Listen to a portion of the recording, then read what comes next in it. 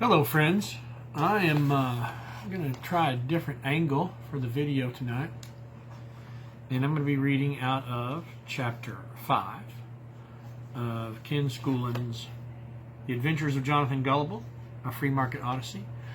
And tonight I'm reading out of my brand new copy because Dr. Schoolin sent me a copy. How about that? Isn't that neat? I talked to him on the internet, on Facebook a few nights ago, and it seems like a few nights ago. I guess it was about a week, maybe a little less than a week. And I had communicated to him my interest of reading this book in a series of Facebook videos.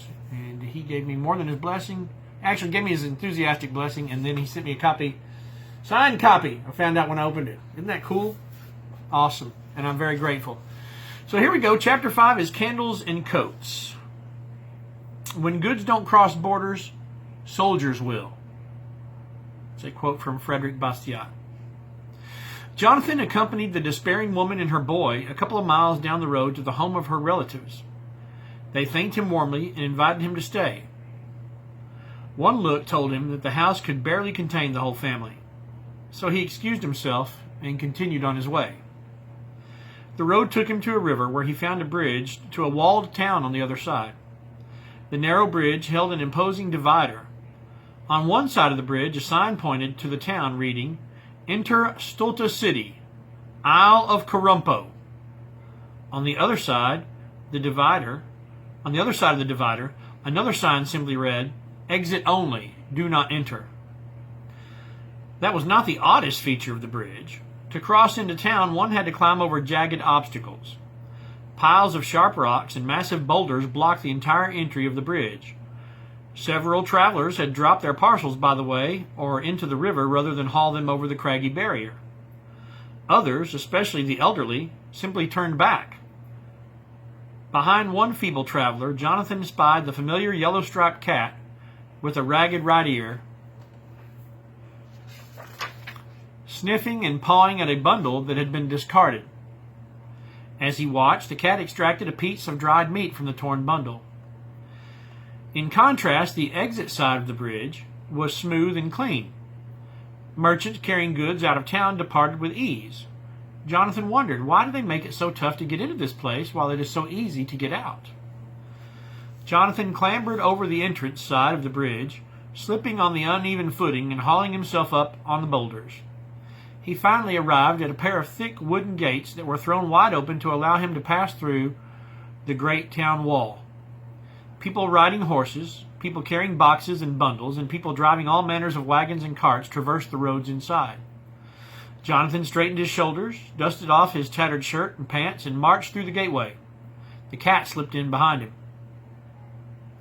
Just inside, a woman holding a rolled parchment sat behind a table that was covered with bright little medallions.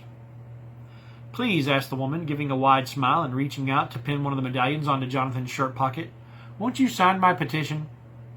"Well, I don't know," stammered Jonathan, "but I wonder if you could direct me toward the center of town." The woman eyed him suspiciously. "You don't know the town?" Jonathan hesitated, noting the chilly note of her tone. The chilly tone that had crept into her voice. "Quickly," he said, "and where do I sign your petition?" The woman smiled again. "Sign just below the last name, right here. You're helping so many people with this." Jonathan shrugged his shoulders and took up her pen. He felt sorry for her, sitting all bundled in heavy clothing, sweating profusely on such a pleasant sunny day. "What's this petition for?" asked Jonathan. She clasped her hands in front of her as if preparing to sing a solo. "This is a petition to protect jobs and industry. You are in favor of jobs and industry, are you not?" she pleaded. "Of course I am," said Jonathan, remembering the enterprising young woman who was arrested for threatening the jobs of the tree workers.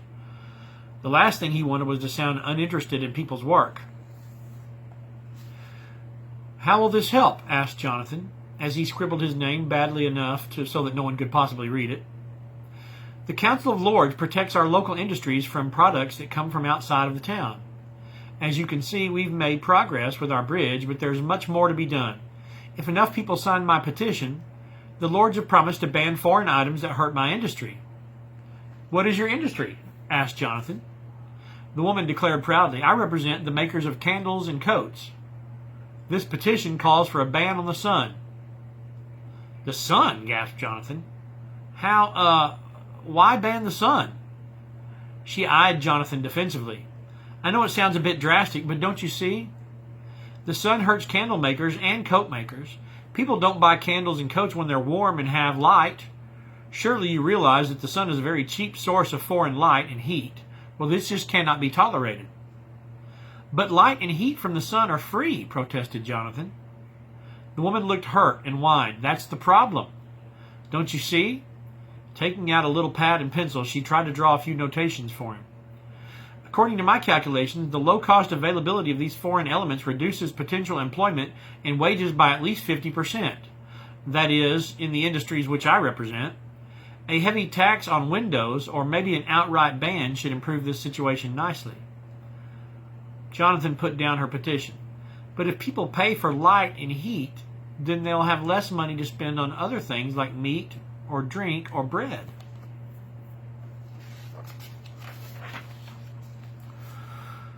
"I don't represent the butchers or the brewers or the bakers," the woman said brusquely. Sensing a change in Jonathan's attitude, she snatched away the petition. "Obviously, you are more interested in some selfish consumer win than in protecting the security of jobs and sound business investment." "Good day to you," she said, ending the conversation abruptly. Jonathan backed away from the table. Ban the sun, he thought? What crazy ideas. First axes and food, then the sun. What will they think of next? And that is chapter 4.